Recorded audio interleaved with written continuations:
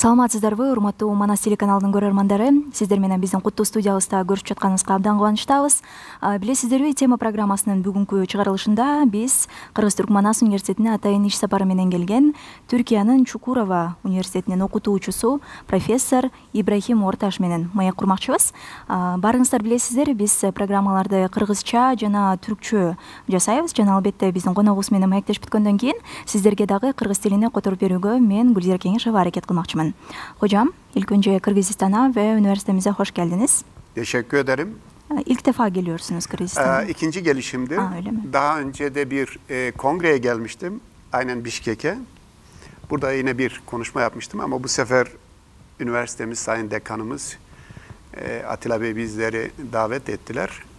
Ben de geldim. Bugün açılış konuşmalarını bana da yer verdiler. Bir konuştuk. Gayet de güzel oldu. Başlamak iyidir. Ve ilk başlamada güzel başladı diyelim. Üniversitemiz için hayırlı olsun. İnşallah bu kongre yararlı olur diye düşünüyorum. Her yönüyle yararlı olacağından zaten eminim ben. Zaman içerisinde konuşuruz tabii. Албетте, изниңизle biraz кыргызча чебирейин буну. Бүгүнкү биздин мейманыбыз Кыргызстанга биринчи ирет эмес, экинчи жолу келип жаткан учур экен. Буга чейин атайын Бишкекте өткөн конгресске келиптир. Ал эми азыр болсо ушул Кыргыз-Түрк Манас университетинин Айыл Чарба факультети тарабынан атайын симпозиум уюштурулган. Ушул симпозиумда баяндамачы катары келип отурам. Симпозиум чындыгында жакшы деңгээлде өтүп жатат. Симпозиумду уюштуруп жаткан ушул Айыл Чарба факультетинин деканатына, албетте деканы Атилла Дурсун агайыбызга дагы терең ыраазычылыгын билдирип өттү. Бул симпозиум ошо негизи пайда алып келерине мен ишенем. Жана сөзсүз түрдө бардыгына пайдалуу болуш керек деген өзүнүн сөздөрүн айтып өттү. Hocam, biz sizi bizim seyircilerimize, Kırgızistanlı seyircilerimize tanıtmak isteriz. O yüzden biraz kendinizden söz eder misiniz lütfen? Evet, teşekkür ederim. İsmim İbrahim Ortaş, Çukurova Üniversitesi Ziraat Fakültesi Toprak Bilimi ve Bitki Besleme Bölümü öğretim üyesiyim. Çukurova Üniversitesi'nden mezun oldum. Bir müddet Urfa'daki, Şanlıurfa'daki Köy Hizmetleri Araştırma Enstitüsü'nde araştırmacı olarak çalıştım. Daha sonra tayinim çıkmıştı Ağrı'ya. Ama o arada ben üniversitede araştırma görevlisi sınavını kazandığım için üniversitede kaldım. 1988 yılında Almanya'da Hohenheim Üniversitesi'nde bulundum araştırmacı olarak kısa bir süre. 1990-94 yılları arasında İngiltere'de doktora yaptım. 98-99'da Amerika Birleşik Devletleri'nde Florida'da OECD bursuyla çalıştım. 2010 yılı 2011 yılları arasında Amerikan Fulbright bursuyla Amerika'da Ohio State Üniversitesi'nde iklim değişimleri konusunu çalıştım. Ne yapıyoruz? Ben ağırlıklı olarak tabii toprak bilimcisiyim. Toprakların özelliklerini anlamaya çalışıyoruz. Toprakların verimliliklerini anlamaya çalışıyoruz. Tabii toprak tek başına bir şey ifade etmiyor. Ancak toprak biz insanlar için bizim gıda kaynağımız, sağlığımızı düzenleyen ve indirekt yollarla bizi besleyen bir organ. Son yıllarda bu iklim değişimlerle birlikte anladık ki toprak aynı zamanda doğanın korunması, bizim yaşamımızın sürdürülebilirliği için çok önemli. Ben bu konuları çalışıyorum ama bütünlüklü bir çalışma yapıyoruz. Biz şöyle yapıyoruz, daha çok toprağı iyi tanımaya çalışıyoruz. Toprağın özelliklerini iyi anlamaya çalışıyoruz. Onun üzerine bitki yetiştiriyoruz. Bitkileri iyi anlamaya çalışıyoruz. Bitkilerle toprak arasındaki ilişkiyi anlamaya çalışıyoruz. Bu da yetmiyor. Sonra anladık ki bu kongrenin, bugünkü bu mikrobiyom kongresinin de temel mantığı olan mikroplar, mikroorganizmalar. Aslında bizim gıdalarımızın üretilmesinde, bizim yaşamımızın devamında, bitkilerin üretilmesinde, hayvanların varlığının devam ettirilmesinde mikroorganizmaların önemi çok fazla. Bugün de söylediğim içeride biz Covid ile birlikte ilk defa hayatımızı sarstı mikroplar. Daha önce başkalarının hayatlarını sarsmıştı ama biz çok bilmiyorduk. Ancak bu sefer biz bunu anladık ama biz toprak bilimcileri, bitkiciler, tarlacılar, bahçeciler, diğer tarım yapan bütün camia, hayvan yetiştiriciler, hatta insanlarda bu immünizasyon sistemini çalışanların tümü şeyi bilirler. Mikroorganizmaların yararını bilirler. Hatta ben hep söylerim kendi çevremdeki arkadaşlarıma. Belki de biz mikroorganizmaların önemini bu bölgelerde öğrendik. Yoğurdun ana vatanı buralar. Orta Asya. Şimdi yoğurt neden meydana geliyor? Yoğurt da mikroplar yapıyor, mayalar yapıyor. Peyniri biz buralardan öğrendik. Peynir neden meydana geliyor? Mayalardan meydana geliyor. Antibiyotikler bugün insanın ömrünü uzattı, sağlığını düzeltti. Nereden geliyor? Topraktan geliyor. Şimdi biz toprakçılarda ben de bu konuları çalışıyorum. Yani şöyle çalışıyoruz, o zaman söyleyelim ki toprağı tanımaya çalışıyoruz, topraktaki mikropları tanımaya çalışıyoruz. Toprakla bitki arasındaki ilişkilerde bu mikropların rolü nedir? Onu çalışıyoruz. Sonra bunu iklimle ilişkilendiriyoruz. Atmosferdeki iklim değişimleri, bitkiler üzerine olan etkisi, bitkiyle toprak arasında ilişki ve bunu da mikroplar organize ediyor.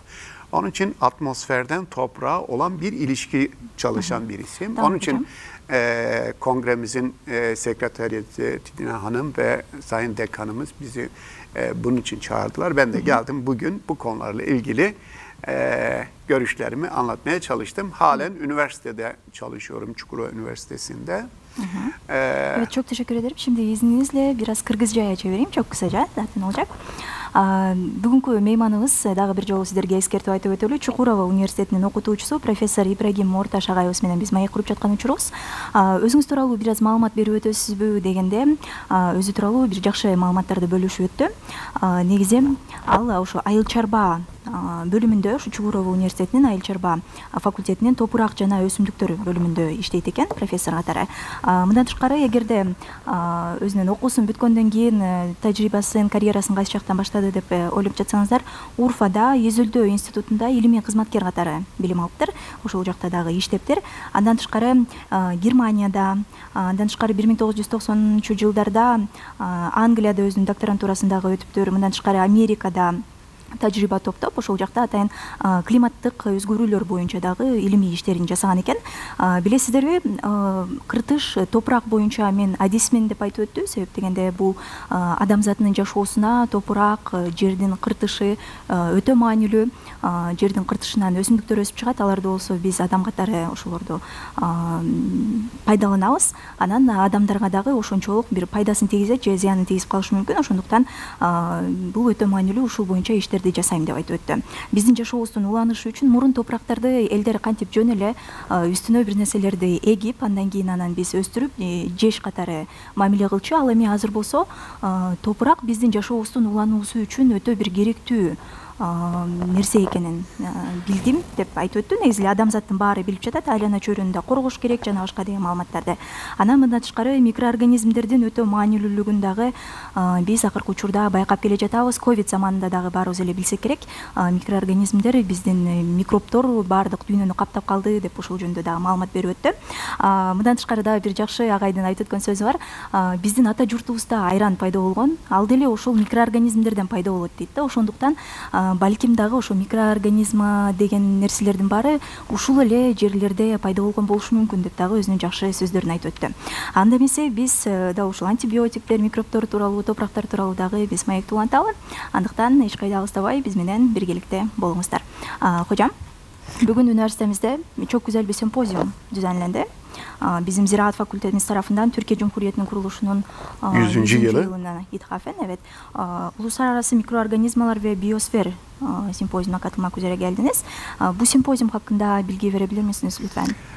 Tabii, şimdi açıkçası dünyada en zor çalışılan konulardan bir tanesidir. Yani mikroorganizmalar. Neden diyelim?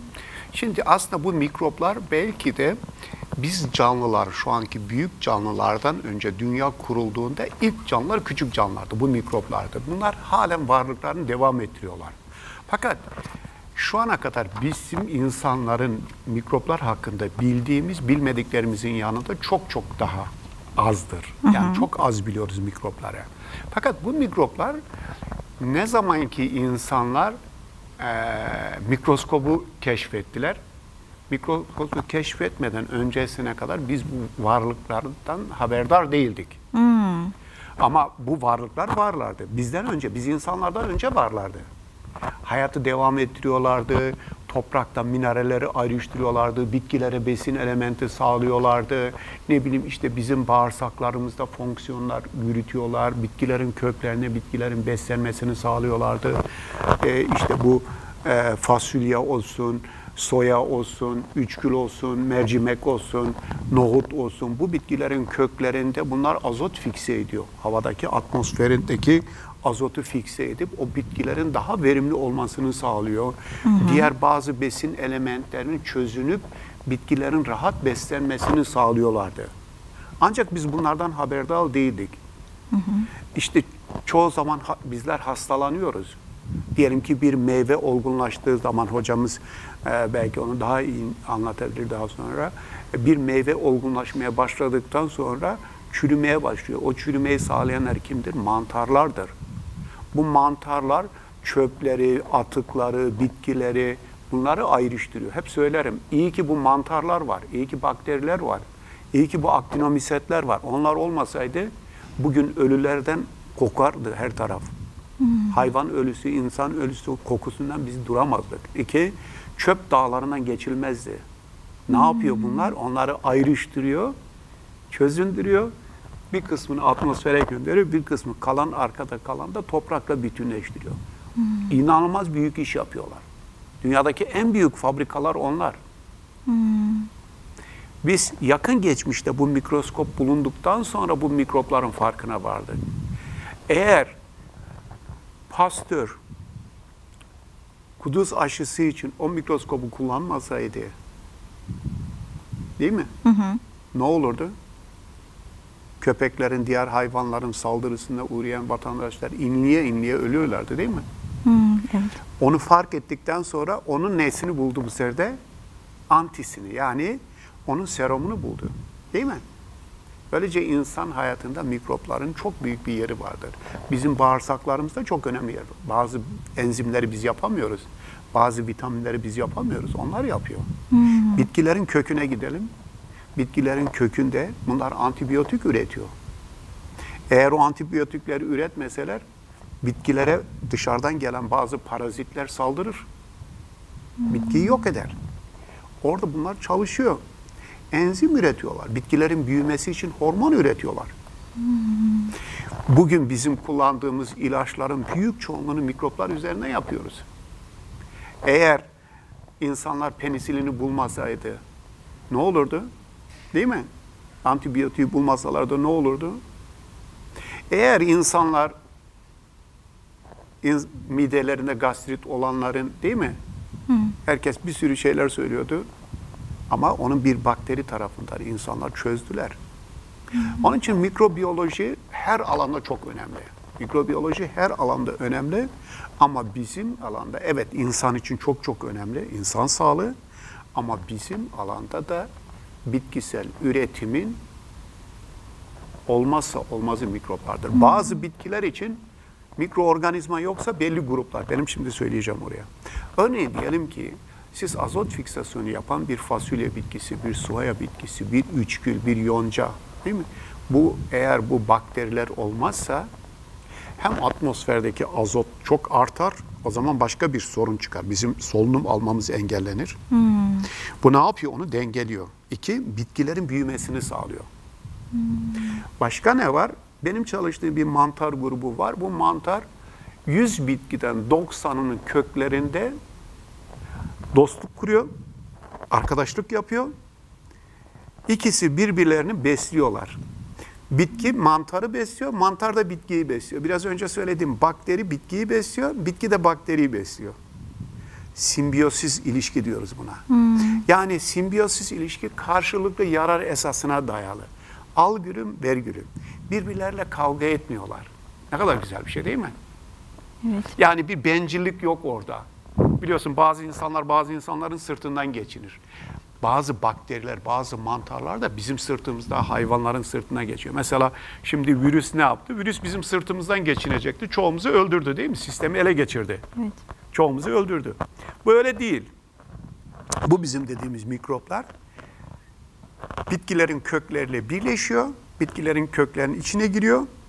Ve oradan dışarıdaki demiri, çinkoyu, bakırı, manganı, fosforu, yani bizim için gerekli olan bütün besin elementlerini topraktan alıyor, bitkiye kazandırıyor. O bitkide meyve verdiği zaman işte elmasıydı, armuduydu, domatesiydi, biberiydi, patlıcanıydı, ne bileyim işte patlıcan vesaire vesaire. Hemen hemen her bitkide böylece bizim için sağlıklı, dengeli gıda üretimine katkıda bulunuyorlar. Onun için mikropların tarım için önemi çok fazla. Fakat küçük oldukları için yönetilmesi kolay değil. Yani tarım bilimcilerinin özellikle de bu konuyla toprak bilimciler, benim çalıştığım alanda toprak bilimcileri ilgileniyor. Ancak toprak bilimciler de şunun farkında ki evet mantarların iş yaptığını biliyoruz, bakterilerin iş yaptığını biliyoruz. Ama şunu tam bilmiyoruz. Hangi bakteri hangi işi yapıyor? Şimdi bunu da biraz çözdük. Ancak bunlar değişiyorlar koşullara bağlı olarak. İklim değiştiriyor, diğer faktörler değiştiriyor. Her bitkinin kendine özgü bakterisi var. Mesela diyelim ki biraz önce bahsettiğim işte yoncaydı, üçgüldü, ne bileyim işte mercimekti, nohuttu, bakla bitkisiydi. Bütün bunların her birinin köklerindeki mikroplar birbirinden tamamıyla farklı. Yani 10 mikrobu aldım bu bitkiye verdim olmuyor. Çok spesifiktir. Onun için bizim bilim insanları olarak, bu konuları çalışanlar olarak bizim çok çalışmamız gerekiyor ki bunları ayıklayalım, anlayalım. Hangi bitki hangi mikropla çalışıyor? Ne kadar katkısı var? Biz bunları nasıl çoğaltabiliriz? Nasıl etkin kullanabiliriz tarımda? Ama bunlar doğada çalışıyor. Doğaya gittiğiniz zaman bunlar var orada. Hep çalışıyorlar değil mi? Hep çalışıyorlar. Hep çalışıyorlar. Çalışmaktalar. Evet, çok teşekkür ederim hocam. İzninizle yine Kırgızca'ya çevireyim. Негизи ошо сиздерге айтып өтпөдүк, урматтуу көрөрмандар. Бүгүн Кыргыз Түркмөнстан университетинин Эл Чарба факультетинде ошо микроорганизмалар жана ошондой эле биосфера боюнча атайын симпозиум уюштурулган деп, ошол симпозиумда сонун нерселер сүйлөшүлүптүр. Мен дагы абдан кызыгуу менен уктум. Микроорганизмдер негизи мурун эле адамзат пайда болгону менен кошо эле дагы балким адамзатка чейин эле пайда болгон дейт. Бирок биз ал учурда эч нерсени билчү эмеспиз. Сөзсүз түрдө микроскопту пайда кылгандан кийин, микроскоп келип чыккандан кийин анан ушундай бактериялар, түрдүү микроптор же болбосо микроорганизмдер бар экени анан белгилүү болду. Ошондо ушул сферадагы көбүрөөк изилдене баштаптыр. Негизи микроптордун биз микроб дегенде эле начар нерсе деп эле ойлой беребиз го, зыян келтирет деп. Өтө пайдалуу экен микроптор. Ар дайым пайдалуу. Мисалы биз жеген эле ар дайым жанагындай нокот болобу, же болбосо горох болобу, же маш болобу, ошолордун баарында эле сөзсүз түрдө ушундай микроорганизмалар бар деп айтып өттү да. Анан жанагы мөмөлөрдү чириткен бактериялар дагы болот го. Биз алманы алганда чирип калат. Ошолор деген эгерде ошол бактериялар болбосо, ошол микроптор болбосо, анда адамзаты балким азыр дагы жашамак эмес, азыр көптөгөн каза болуулар болмок балким деп ошондой өзүнүн сөзүн айтып өттү бүгүнкү биздин мейманыбыз. Дагы мындан тышкары негизи эле ушул микроорганизмалар дүйнөдөгү иштеген эң чоң завод деп дагы айтсак болот дейт. Бул сфера өтө маанилүү жана өтө кызыктуу. Бул сфераны азыр биз мындай түбүнө кирип, чуңкуруна кирип изилдеп баштадык, бирок дагы изилдесек көптөгөн нерселер чыгат деген дагы өзүнүн бир оюн айтып өттү. Негизи адамдын организминде дагы ушундай микроорганизмдер өтө маанилүү бир ролду аткарат экен. Биз кээ бир витаминдерди улоо же болбосо биздин ушул денебизге, биздин турпатыбызга керектүү болгон кээ бир элементтерди өзүбүз бере албайт экенбиз, бирок биздин ичибиздеги ошо микроорганизмдердин жардамы менен алардын иштешинин натыйжасында биз керектүү болгон азык заттарды ала алат экенбиз. Ошол тууралуу дагы өзүнүн жакшы бир сөздөрүн айтып өттү. Мунун албетте баары изилдөөлөрдүн натыйжасында келип чыккан сөздөр. Мындан тышкары ошо микробиология өтө маанилүүлүгүн дагы бир жолу басым жасап айтып өткөндөн кийин өсүмдүктүн, эгерде өсүмдүккө келсек, мейли адамзат үчүн маанилүү дедик, бирок өсүмдүккө келсек, өсүмдүктөрдө бул өтө маанилүү дейт. Себеп дегенде, эгерде өсүмдүктөрдө микробтор же болбосо микроорганизмдер болбосо, анда биздин атмосферадагы азоттор абдан көп болуп, биздин адамдын дем алуусуна абдан бир зыянын тийгизип калмак, дем ала албай калмак деген бир таризде дагы өзүн айтып өттү. Жана өсүмдүктөр өспөй калмак экен. Ошондуктан алар ар бир микроорганизм, ар бир өсүмдүктүн өзүнүн организми болот экен, анын тамырына кирип, ошо өсүмдүктүн жакшы бир деңгээлде өсүп, туура элементтер менен камсыздалып, анан бизге жакшы бир мөмө беришине дагы өбөлгө түзөт экен. Дагы ушундай кызыктуу бир теманын үстүндө маек куруп жаткан учурубуз, урматтуу Манас телеканалынын көрөрмандары. Сиздерге дагы бир жолу кайталап өтөйүн, биздин бүгүнкү студиябыздын коногу Түркия Республикасынын Чукурова университетинин окутуучусу профессор Ибрахим Орташ агайыбыз. Hocam gerçekten çok ilgimi çekti bu konular. Gerçekten çok güzel bir şeymiş. Yani öğrenmek biz aslında mikrop diye duyduğumuzda yani çok kötü bir şey diye hep düşünüyordum. Tabii anlamı negatiftir. Evet, anlamını hep negatif olarak geliyordu. Mesela elini yıka, orada mikrop var gibi bir şeyler. Ama siz anlatınca anlıyorum ki bu mikroorganizmler, mikroplar yani bakteriler gerçekten insanın sağlığı için ve bütün dünyanın işte var olması için çok önemliymiş. Buyurun. Daha neler var? Biliyor Evet, musun? çok dinlemek Ellerini isterim. yıkıyorsun değil mi? Evet. Şimdi ellerinizi çoğu zaman hep söylerim. Biz ellerimizi çok fazla sabunla yıkıyoruz. Hı hı. Ama bakın mesela çok deterjan kullanan hanımların ellerine bakın. Nasıl biliyor musunuz? Hepsi aşınmış.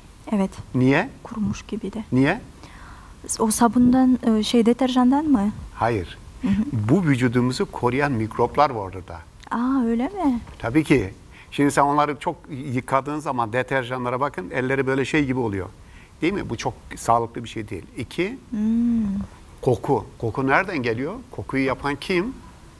İnsan kokusunu diyorsunuz ya da Tabii. genel olarak koku. Mikroplar. Aa, evet. Ne yapıyor? Onları ayrıştırıyor, koku çıkıyor değil mi? Renkler nereden geliyor? Değil mi?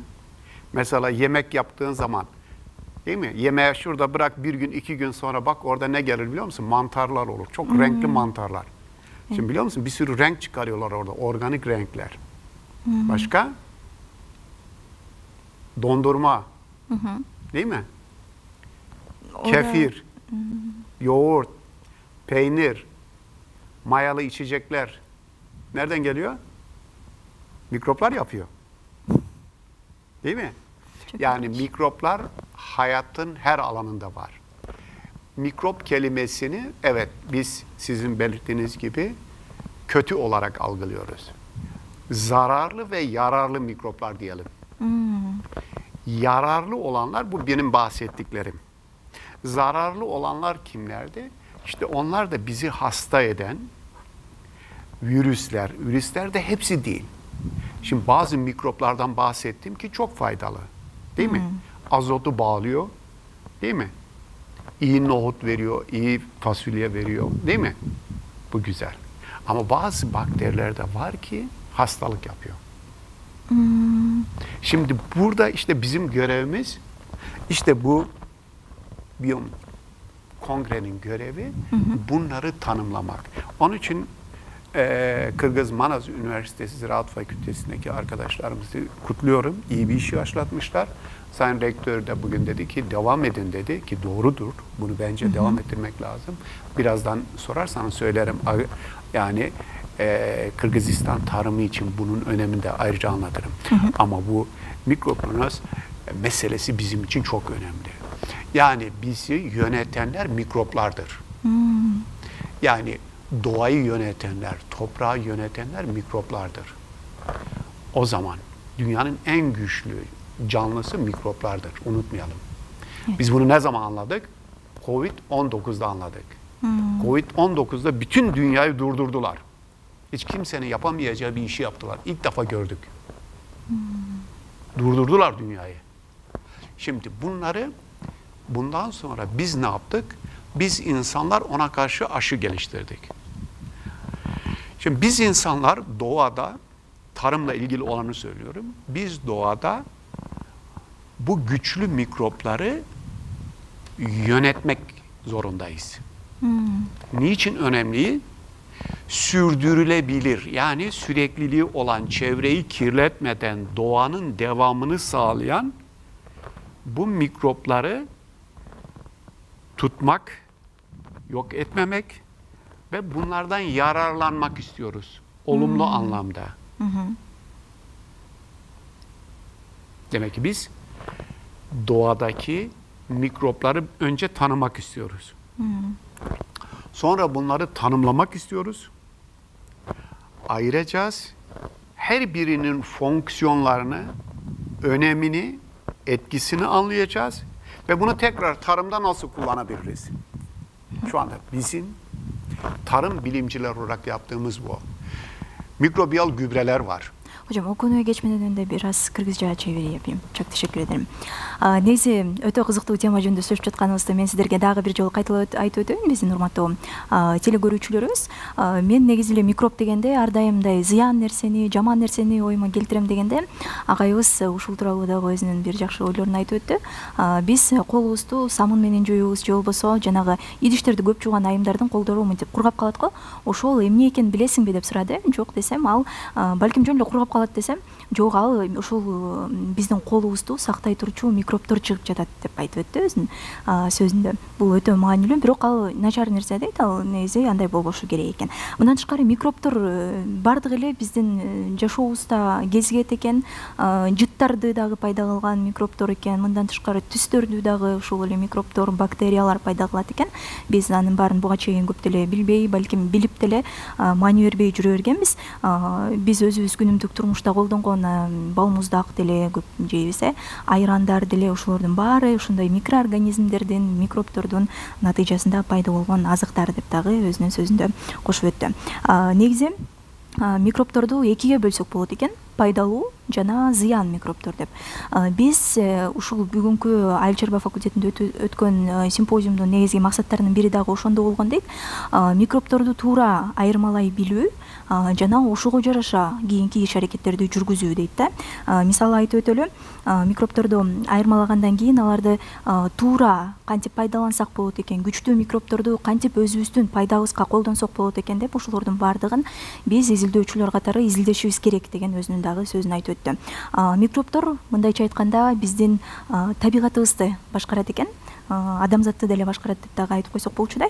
Ошондуктан биз күчтүү микробторду өзүбүз дагы башкарууну үйрөнүшүбүз керек экен. Билесиздерби, ошо COVID-19 заманында дагы микробтор ошо биздин үстүбүздөн басып, баардык дүйнөнү басып алган, бизги эшикке чыгарбай дегендей. Анан азыр болсо ага атайын прививкалар дагы жасалды адамзат тарабынан. Ошондуктан алардын баардыгын изилдөө, кантип туура колдонсо болот, ошолордун баарын билүү өтө маанилүү экен. Андан тышкары дагы айыл чарба тармагына дагы ушул микроорганизмдерди, микробторду, бактерияларды колдонуу боюнча дагы азыр өзүнүн сөзүн улантмакчы. Buyurun hocam. Tarım alanında. Şimdi bir konu daha var, o da şu. Bugün günümüzün en ciddi sorunların başında iklim değişimleri geliyor. Evet.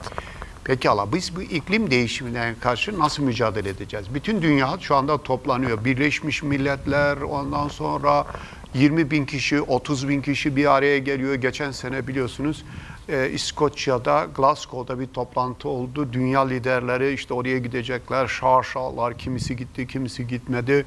Efendim, herkes oradan büyük büyük devlet başkanları geldi ama orada hiçbir şey çözemeden gittiler. Ama sürekli kavga ediyorlar. Çünkü niye?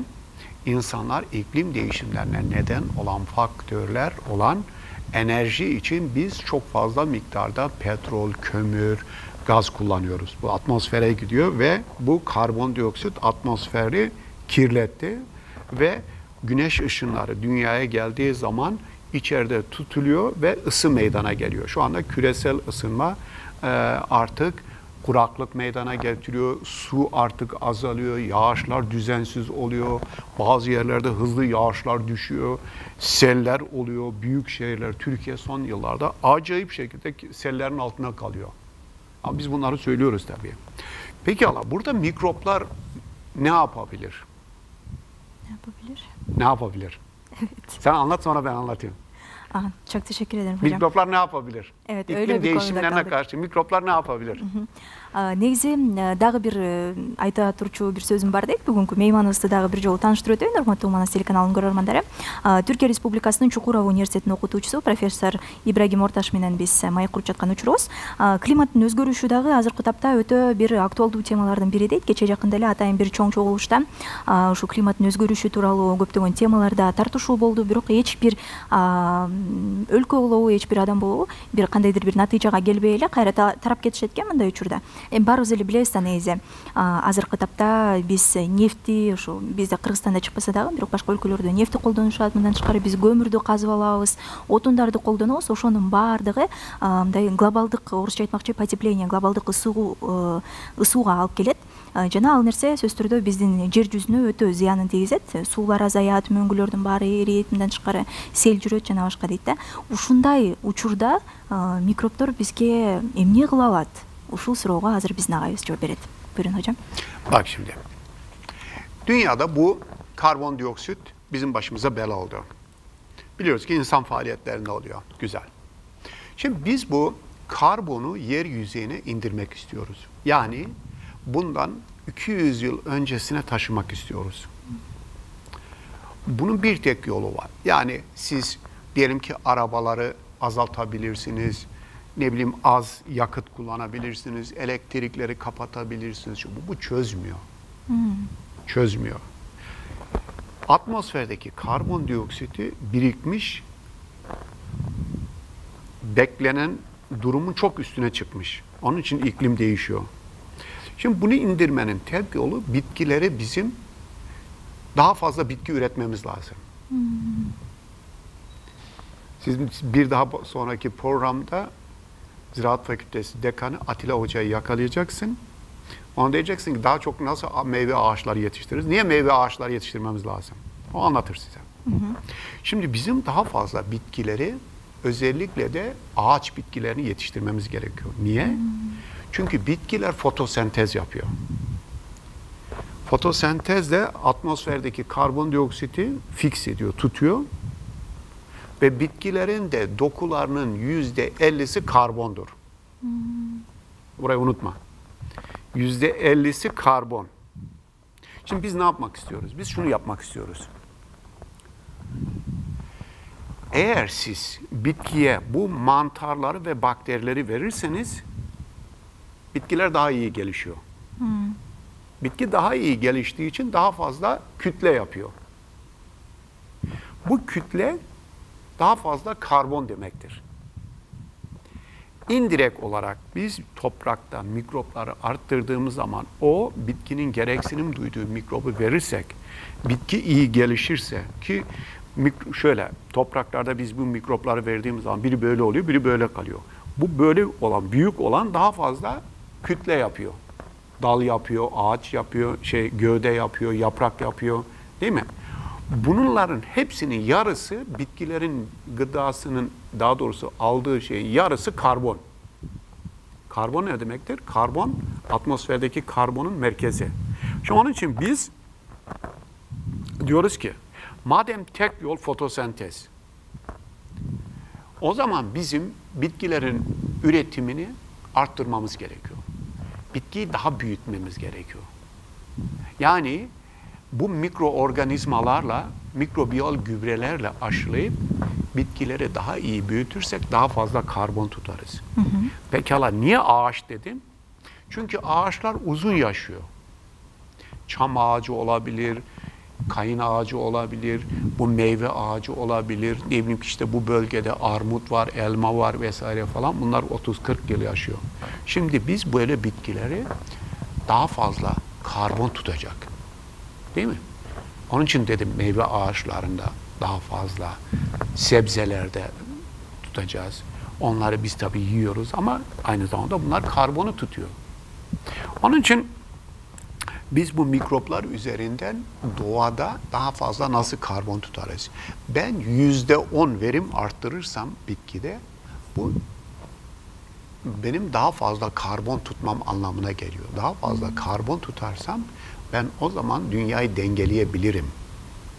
Yani bizim bundan sonra yer yüzeyinin her tarafını yeşil tutmamız gerekiyor. Yani çıplak alanlar olmamalı. Çayır olmalı, mera olmalı, sebze olmalı, yeşillik alanları olmalı. Buralarda mikroplar var. Bu mikroplarda bu atmosferdeki karbonu tutacak. Sonra bakteriler üzerinde atmosferdeki azotu tutacağız. Atmosferdeki 100 birim gazın 78'i azottur. Buradan yukarıya 39 kilometre giderseniz başımızın üzerinde milyonlarca ton azot var. Başımızın üzerinde milyonlarca ton karbondioksit var. Biliyor musun? Bunun çok küçük bir kısmını biz oksijeni alıyoruz. Onu kim yapıyor oksijeni? Bitkiler yapıyor. Biz hiçbir zaman için bitkilerden vazgeçmeyeceğiz. Biz bitkileri tutacağız. Bitkiler oksijen yapacak, gıda yapacak ama atmosferi temizleyecek. Neyle bitkileri yetiştireceğiz? Doğal kaynaklarla. Ondan sonra da Kırgızistan tarımında niye bu mikropları kullanacağız konuşuruz. Tamam hocam, çok teşekkür ederim. Жакшынакай бир суроо берип өтүп элек. Негизи бизде Кыргызстанда, Бишкекте дагы кыш учурунда абдан бир маанилүү көйгөйлөрдөн бири ошо бизде смог пайда болот, кара түтүн пайда болот. Алардан кантип арылсак болот? Биз дайыма ойлонуп келебиз. Ал эми биздин агайыбыз болсо, негизи эле атмосферадагы абаны жакшыртыш үчүн эмнелерди кылышыбыз керек деген суроого жооп берип өттү. Бул жаатта дагы бактериялар, микробтор кандай иш аракет кылышат, ошону дагы бизге айтып өттү. Бизде негизи баарыбыз билебиз, ошо карбон диоксид өтө зыян, биздин атмосферабыздын баарын булгап жаткан нерселердин бири. Анан ошол аны жогорулатуу же түшүрүү же жок кылуу үчүн биз деген машиналарды токтотуп кое алабыз, дагы башка көптөгөн нерселерди кыла алабыз, бирок ал нерсе жардам бербейт деген өзүнүн бир сөзүн айтып өттү. Андан көрөк биз көптөгөн өсүмдүктөрдү өстүрүшүбүз керек деди. Ал өсүмдүктөрдү атайын пайдалуу элементтер менен, пайдалуу азык заттар менен, башкача айтканда ошол эле микробтор жана бактериялардын жардамы менен өстүрсөк, ошондо гана биздин ошо абабыз дагы тазара баштайт деген өзүнүн пикирин айтып өттү. Мисал айтып өтсөк, бактырактарды же болбосо мөмө жемиш өсүмдүктөрүн көбүрөөк өстүргүлө дейт. Себеп дегенде бактырактар көп жылга чейин өсүп тура турчу бир өсүмдүк болгон үчүн ал көбүрөөк фотосинтез процессине туш келип бизге көбүрөөк карбонду чыгарат экен. Мындан тышкары дагы ушу бактырактар деп айтып өттүм. 10%, эгерде биз өсүмдүктөрдү өндүрүүнү 10% гана көбөйтсөк, анда биздин атмосферабыз абда канча жакшыраак тазарат деген өзүнүн жакшы бир пикирин айтып өттү. Биз бул замандан кийин эмне кылышыбыз керек деп туруп өзүнөн өзү сурап туруп, биз бүт жер жүзүндө дайыма жап-жашыл болуп турушу керек. Бир дагы бош жер болбошу керек, дайыма жашылдык, бактырактар, өсүмдүктөр болушу керек деди. Ал балким жер жемиштер деле болушу мүмкүн, ал мөмө жемиштер деле болушу мүмкүн. Ооба, биз аларды сугарабыз, биз аларды өстүрөбүз жана өзүбүз пайдаланабыз, колдонобуз азык-түлүк катары. Бирок ошол эле учурда ал биздин атмосферабызды тазалайт деген бир жакшы пикирин айтып өттү. Эгерде абада 100 элемент бар болсо, анын 78 элементинин бири азот болуп саналат. Жана биздин башыбызда миңдеген азоттор, көптөгөн азоттор жана ошондой эле карбон диоксидтер учуп жүрөт. Биз ошолордун кээ бир гана кичинекей пайыздарын гана дем алуу үчүн колдонобуз деп айтып өттү. Жана ошондуктан келиңиздер, өсүмдүктөрдү ар дайым өстүрүп келели. Жана мындан кийинки тема болсо, мындан кийинки суроо болсо, ошол Кыргызстандын айыл чарба тармагында ошо микроорганизмдерди, микробторду кантип туура колдонсок болот, жана агай өзүнүн дагы изилдөөлөрүнө ылайык кеп кеңештерин айтып өтмөкчү. Buyurun hocam. Şimdi Kırgızistan'a gelelim. Bir kez önce Kırgızistan belki hiç kendisinin şeyi olmamakla birlikte ama şu anda şanslı. Niye şanslı? Çünkü Kırgızistan'ın bulunduğu tarım alanları çok fazla gübre, kimyasal ilaçlarla kirlenmedi. Sanırım herhalde değil mi? Öyle olması lazım hocam. Şimdi bu önemli. Bir, bunu bilelim. İki, bu bölgede halen daha çok su sorunu yok. Bu bölgenin biyoçeşitlilik dediğimiz çok çeşitli bitkiler var. Bu bölge hayvancılık bölgesi. Tarımı hayvancılık yapıyor ve çok fazla miktarda doğada çayır meralar var. Siz bunları çok kötü yönetmemişsiniz. Bu güzel bir şey. Bu güzel bir şey.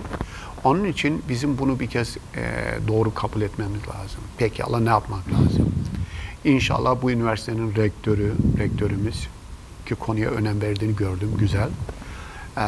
Bu ülkenin Tarım Bakanı, bu ülkenin yöneticileri biraz daha tarıma, bu tür çalışmalara, bilimsel çalışmalara önem verip buralardaki bitki türleri, bunların beslenme durumu, toprak yapısı, ekoloji, buralarda daha fazla araştırma yapılmalı.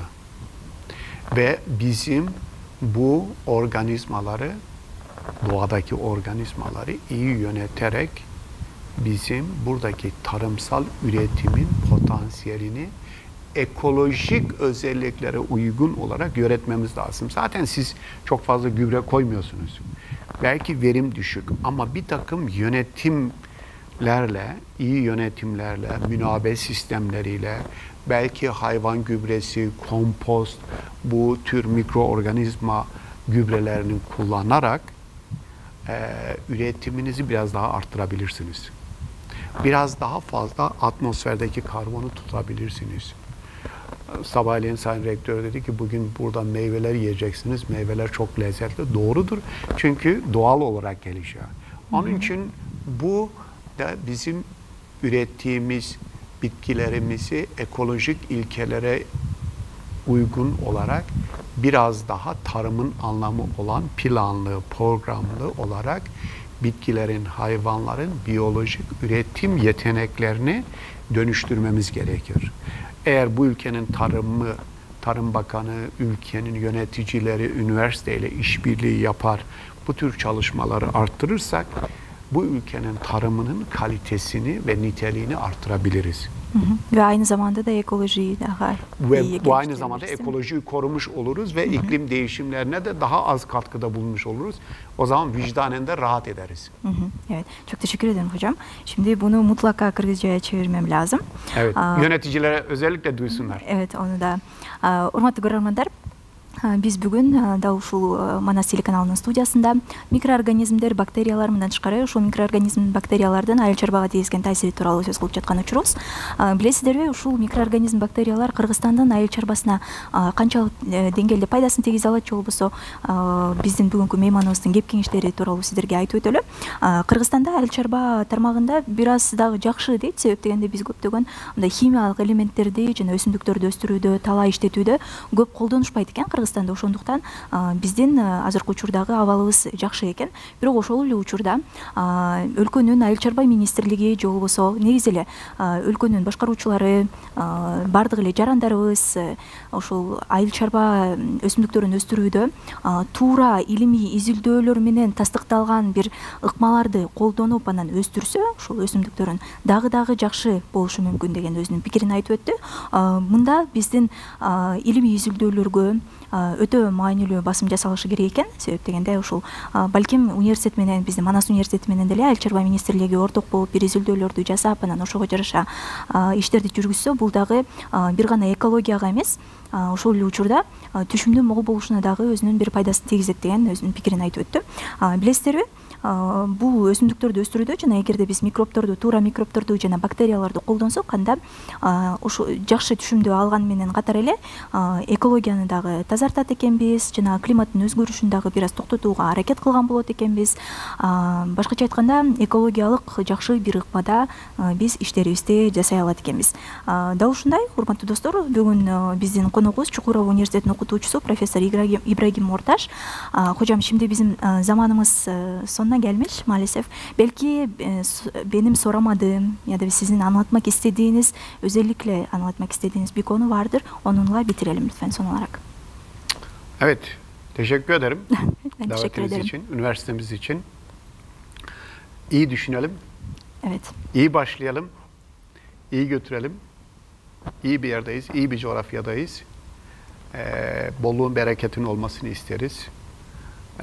Önce kendi doğamızı iyi tanıyalım. Yani benim bütün tarımcı arkadaşlara bu bölgedeki toprak yapısını iyi anlamak, bitki varlığını iyi tanımlamak, ekolojiyi iyi tanımlamak ve buna uygun olarak bu bölgedeki var olan doğal bitkileri, dışarıda hiçbir şey getirmeye gerek yok. Hani bazı bitkiler uyum sağlıyor, getirelim, bunları uygulayalım. Bunlar güzel. Ama öncelikli olarak var olan doğal kaynaklarımızı iyi tanımlayalım, iyi koruyalım ve iyi geliştirelim. Ondan sonra da ihtiyaç duyduğumuz ürünleri getirip buralarda uygulayabiliriz. Teşekkür ederim. Биз teşekkür ederiz hocam. Биздин мейманыбыз акыркы сөздөрүндө жакшы сөздөрүн айтып өттү. Берекет болсун, ар дайым токчулук болсун, молчулук болсун деп айтып өттү. Биз бул жакта Кыргызстанда болгондон кийин сырттан кандайдыр бир өсүмдүктөрдү алып келүүнүн эч кандай кажети жок. Бул жактагы эле өсүп жаткан өсүмдүктөрдү, микроорганизмдерди болобу, ошолордун баардыгын таанайлы, аларды изилдейли жана коргойлу деген өзүнүн жакшы бир пикирин айтып өттү. Урматтуу Манас телеканалынын көрөрмандары, бүгүн сиздер менен Манас университетинде атайын симпозиумга конок катары келген Түркия Республикасынын Чукурова университетинин окутуучусу профессор Ибрахим Орташ агайыбыз менен маек тартууладык. Кийинки биздин чыгарылыштарда көрүшкөнчөктү аман туруңуздар.